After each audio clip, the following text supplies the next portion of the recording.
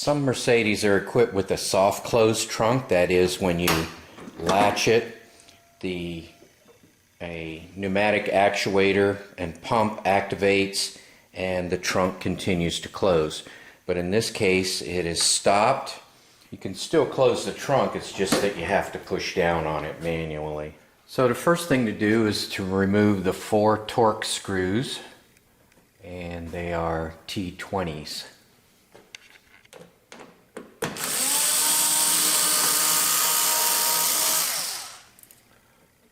And that will allow the panel to be removed.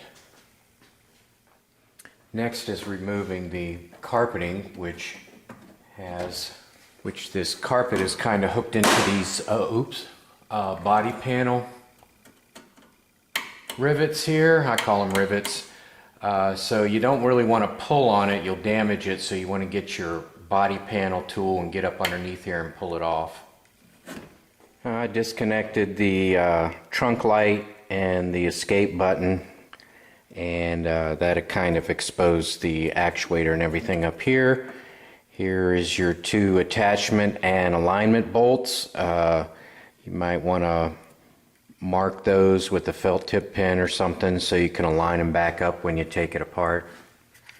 Alright, there's a wire tie that you're going to need to remove.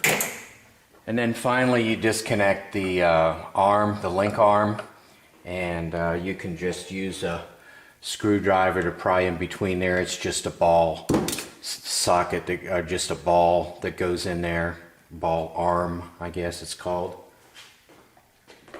And it should be ready to be removed.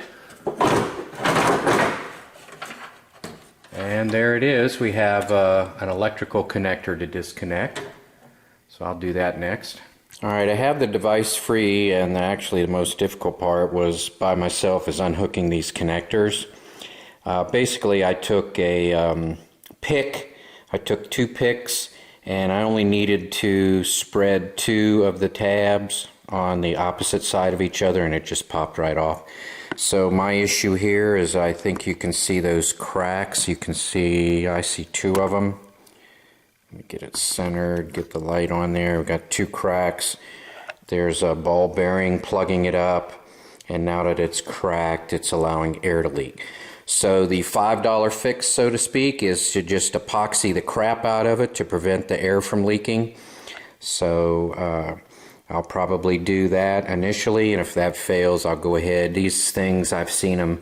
Best price is Amazon for less than $300. Everybody else is around $350 to $380. That's eBay and my favorite parts stores, and I didn't check the dealer. So anyway, that's a problem. There's 2 of these, as you can tell. There's the one for the red line and one for the yellow line. This is the yellow line. The red line, let's see, there's the ball bearing for it, and if you look around, let's see, I see a crack right there, right center. Let me get the light on it here. There we go. So anyway, that's your problem. So just epoxy the crap out of those things and put it back together, and that should solve the problem. Alright, so actually I used super glue, I didn't use an epoxy. So a little bit of a difference. Anyway, I put a coating in 4 places. Every place I saw a ball bearing, basically where they plug the ends up. 1, 2, 3, and 4. So let's see if I fix it. Alright, my first test I thought was a failure, but after I disconnected and reconnected the battery, everything worked. So open up the trunk, close it, first latch, hands off, and it closes. Let me show you from another angle. I wanted to keep my license plate out of the picture, but I want to just show you the handle coming out and going back in. That's part of it. So we'll open up the trunk. The handle comes out, and then when you close the trunk, just let it latch, close it enough for it to latch the first time. It'll pull itself in the rest of the way, and then the handle will pull itself in.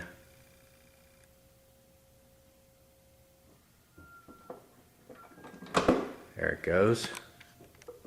And then one last time to let you see that it closes by itself.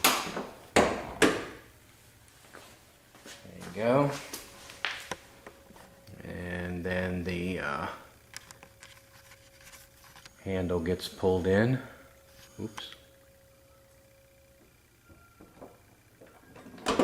There we go. All fixed.